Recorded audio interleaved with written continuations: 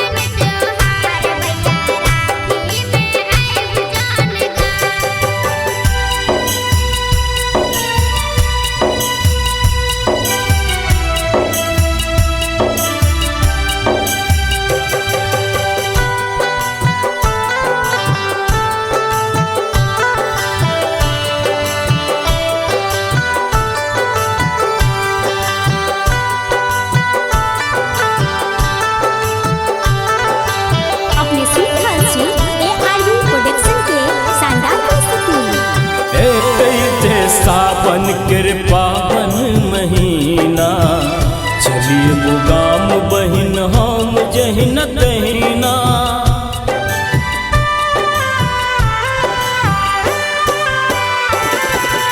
एक सावन के पावन महीना चलिए वो गाम बहिन हम जहिन तहिना। हमरा कलाई पर राखी तू बनी है, हमरा कलाई पर राखी तू बनी है। आज तोरे हमर परान एते राखी के पावन त्योहार बहिन जल्दी हम आइब जेबो गाम। हे राखी के पावन त्योहार बहिन जल्दी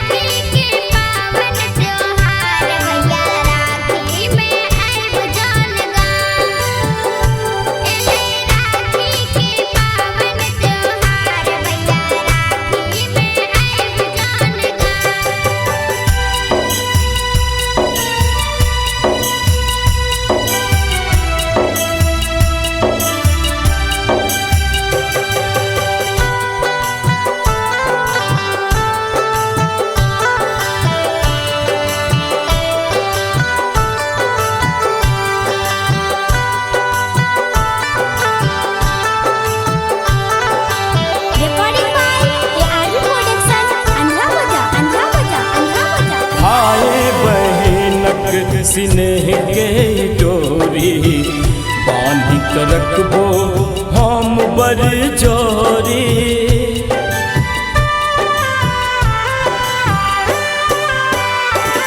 गे भाई बहिनक स्नेह के डोरी बांध कर रखबो हम बड़ जोरी। अहि डोरी के रे की रहन पूजो, अहि डोरी के रे की रहन पूजो, नहीं छूटो हमर तोरे संग। एते राखी के पावन त्योहार बहिन जल्दी हम आबि जेबो गाम। गे एते राखी के पावन त्योहार बहिन जल्दी हम